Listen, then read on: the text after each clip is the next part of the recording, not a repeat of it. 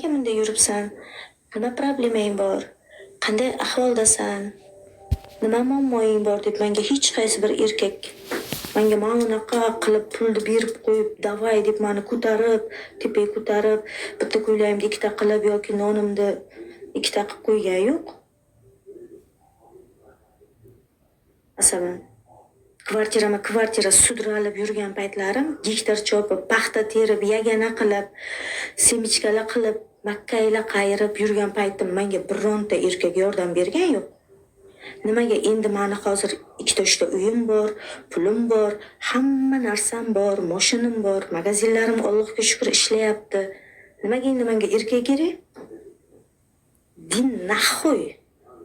Vobshe kerak emas erkak. Ersiz o'taman.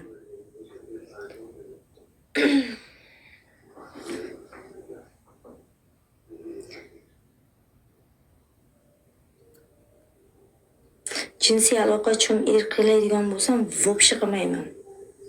Jinsiy aloqa bo'ladigan bo'lsa, pulimga sotib olaman. Shuni qarayman, menga yoqayaptimi? Pulingizni beraman, bitta meni qilib keting deyman. Shu bu.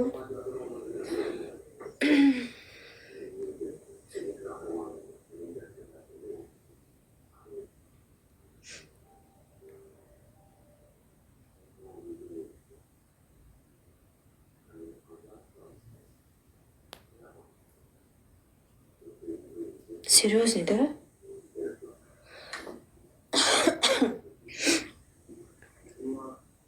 Nimaga men kunda issiqlarida burnimdan qon kelib, azobimni yeb, shu harom yo'l bilan pul topmay deb, hali o'qqa urib, hali cho'qqa urib, uyli bo'lay, joyli bo'lay, bitta piyolamni ikkita qilayda, hamma narsam bo'lgandan keyin menga bitta er kerak.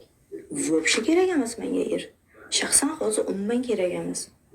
O'ynashni ham o'zimni ko'nglimga qarab qilaman. Masalan, o'ynash qilmoqchi bo'lsam, ko'nglimga qarab qilaman. Qarayman, yoqayaptimi? 1-2 kun yotaman, bo'lmayaptimi? Din naxoy deyman. Menga hech qachon erkak kishi din naxoy deya olmagan. Mana dasturxonning boshidaman, menga hech kim din naxoy deya olmagan. Men deb men blok qilganman. Любойni.